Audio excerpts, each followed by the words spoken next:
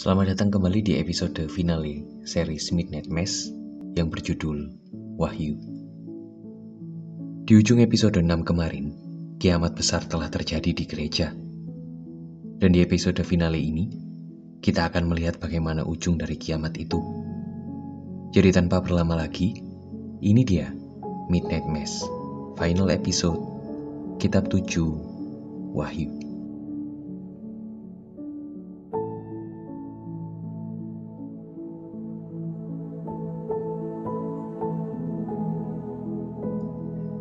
Setelah dibawa terbang si malaikat, kini Milly bangun di depan gereja dengan fisiknya yang telah mencapai titik prima.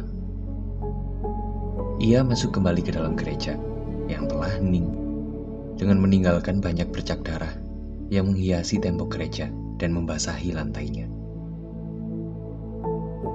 Ia pun duduk di sisi pendeta yang gundah mengkhawatirkannya. Sementara di saat yang sama, di luar gereja, keadaan berubah menjadi perburuan besar-besaran. Semua jemaat mendatangi dan bahkan berani merusak rumah orang-orang yang tidak pergi ke gereja untuk mereka hisap darahnya. Dengan insting seliar hewan, mereka tak lagi pandang bulu untuk siapapun yang akan mereka gigit lehernya. Bahkan anak kecil dan lansia pun mereka jadikan mangsa buruan. Bu Erin sendiri bersembunyi di rumah Dokter Sarah, dan mereka segera menyadari sinyal di telepon mereka kini terputus. Namun mereka kini mengerti bahwa perahu hanyalah dirusak dan tidak dilenyapkan, sebab kubu miskin berencana pergi ke daratan untuk menyebarkan keajaiban itu lebih luas setelah perburuan selesai di Crooked Island. Mereka tahu bahwa sekarang hanya ada satu jalan yang bisa mereka tempuh, yaitu mengorbankan diri mereka sendiri demi keselamatan orang lain di daratan. Dan saat mereka masih berdiskusi, tiba-tiba Sturge dan Miskin melempari rumah itu dengan api yang membakar seisi rumah. Miskin lalu menantang Erin untuk keluar, namun justru Annie lah yang mengorbankan dirinya untuk menemui Miskin. Di teras rumah itu, Annie langsung memaki Miskin dan meminta Miskin untuk berhenti berpikir bahwa ia adalah si pahlawan dengan jiwa saleh. Annie terus menyebut bahwa Miskin tak lebih hanya seorang fanatik yang setiap harinya justru semakin tersesat pada penafsirannya yang salah. Semua umpatan itu nyatanya terlambat disadari Miskin sebagai usaha mengulur waktu agar kubu Erin yang lain bisa kabur. Dan saat sudah terbaca gerak-geriknya, Annie langsung menggorok sendiri lehernya. Lalu saat darah Annie mengucur deras dari lehernya, Miskin dan Sturge pun tak mau kehilangan kesempatan memuaskan rasa lapar dan dahaga mereka. Kembali ke gereja, Milly sedang menggenggam erat tangan pendeta sambil mendengarkan pendeta mengakui kesalahannya yang telah membawa makhluk itu ke Crooked Island. Ia mengaku bahwa alasannya membawa makhluk itu adalah karena ia tak ingin melihat Milly, yang amat dicintainya, akan segera mati karena penyakit dan usianya. Pendeta juga tak mau melihat putri kandungnya bersama Milly, yang selama ini hanya bisa ia lihat dari podium gereja, pelan-pelan menua dan mati sebelum tahu jati dirinya yang sebenarnya. Ya, anak yang dimaksud itu adalah Dokter Sarah, yang demi menjaga kehormatan keras suci kependetaan ayahnya, sehingga harus kehilangan sosok bapak kandungnya sedari lahir. Kembali ke Miskin dan Sturge yang kini telah usai menyesap habis darah Annie. Di depan mereka adalah rumah Dokter Sarah yang sedang terbakar dan menyala hebat. Hal itu membuat Sturge khawatir apabila api itu sampai membakar habis seisi pulau. Namun Miskin mengingatkannya bahwa mereka masih punya tempat yang tak akan pernah terbakar, yaitu gereja. Dan atas dasar itu, Miskin jadi semakin berpikir bahwa kejadian pembakaran dan pembantaian malam ini adalah kejadian nyata dari ayat di dalam Alkitab tentang azab, banjir besar, dan bahtera. Dan dengan keyakinan itu, mereka tak cukup hanya membakar satu rumah itu.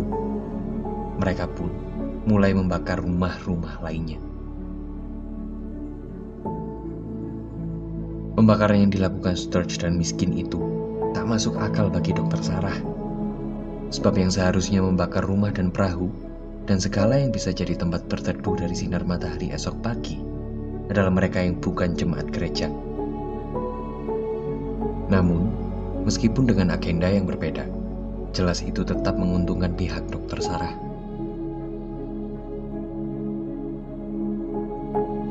Liza sendiri mengamankan diri bersama Warren.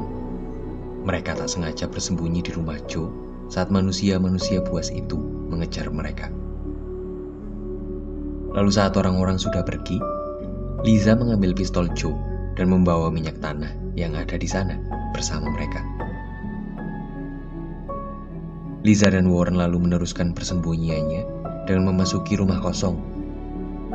Di sanalah mereka menyadari bahwa rumah itu selama ini telah dijadikan sarang oleh si malaikat. Sebab ada beberapa mayat, termasuk mayat Paul, yang diikat dan sepertinya mati setelah menjadi vampir yang kelaparan. Bahkan si malaikat ternyata juga ada di sana, yang sedang lahap menikmati santapannya.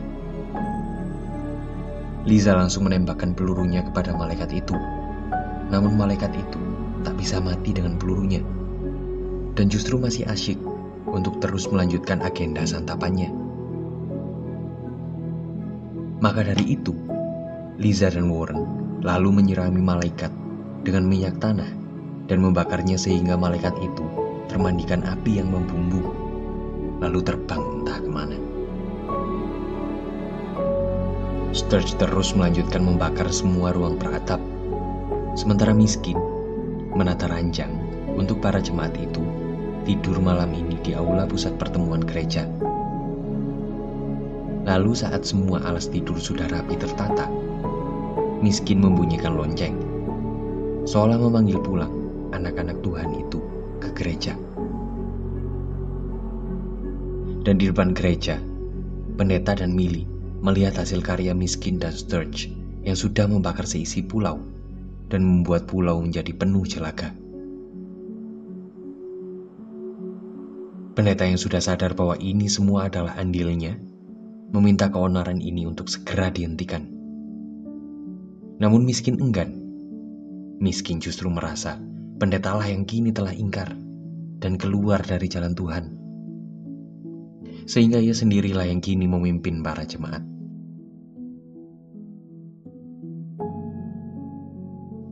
Kini pendeta dan Miskin sudah berbeda arah pandang.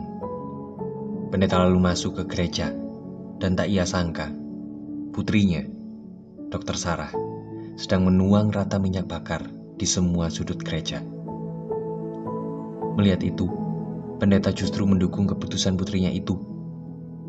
Dan di saat itu pula, ia menyatakan kebanggaannya sebagai seorang ayah kepada Dr. Sarah.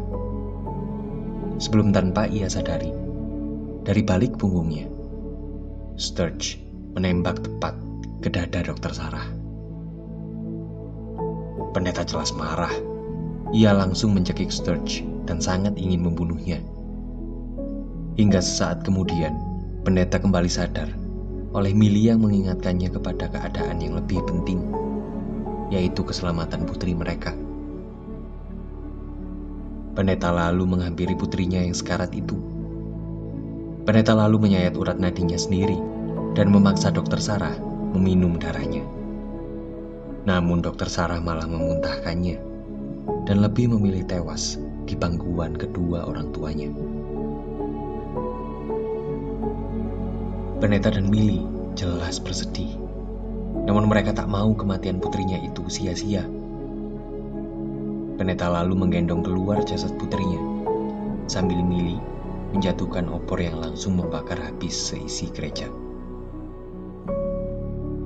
Semua jemaat yang telah tiba pun melihat bagaimana gereja yang mereka cintai itu terbakar habis. Hingga mereka sendiri tak sadar bahwa Sheriff tengah meminyaki pusat pertemuan yang adalah atap terakhir yang bisa mereka pakai berteduh malam itu.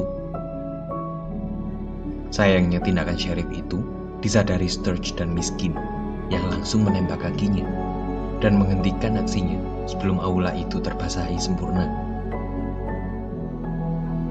Untungnya, Erin sendiri juga telah usai meminyaki bagian dalam gedung itu. Cuma beberapa detik lagi sebelum harapan para jemaat musnah, Erin pun hanya tinggal melempar korek api yang menyala itu ke sumbunya. Namun sayangnya, Erin langsung disergap oleh si malaikat yang terbang dari atas dan jadi menggagalkan apa yang telah mereka usahakan itu. Korek pun segera diamankan Ali.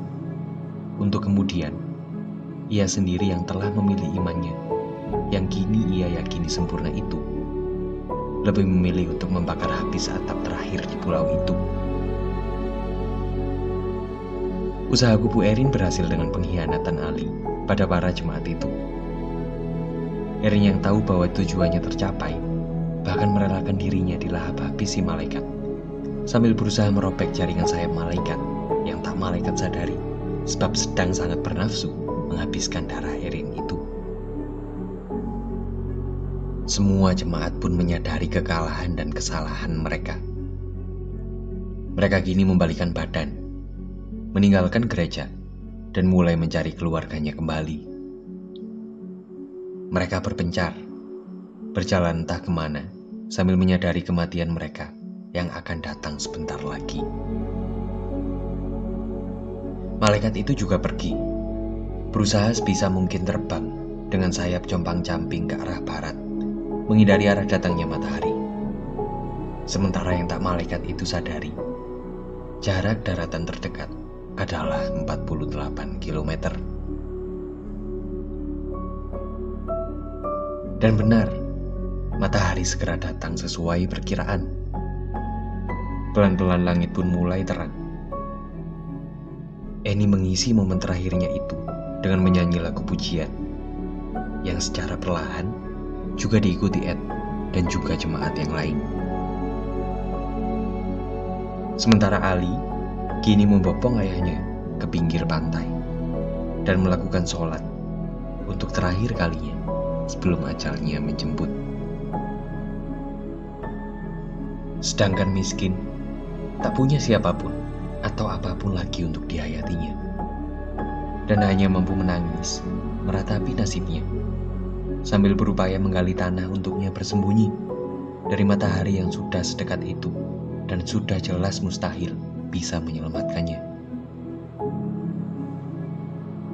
Lalu saat mentari datang, semua orang itu tewas terbakar, dan hanya menyisakan Warren dan Liza yang memandangi pulau itu dari kejauhan. Dan disinilah Midnight Mass tamat.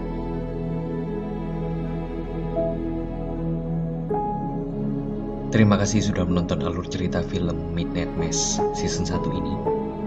Silahkan request series atau film apa yang akan selanjutnya saya ceritakan di kolom komentar ya. Saya Bobo, saya pamit undur diri dulu. Tetap sehat dan berbahagia. Bareng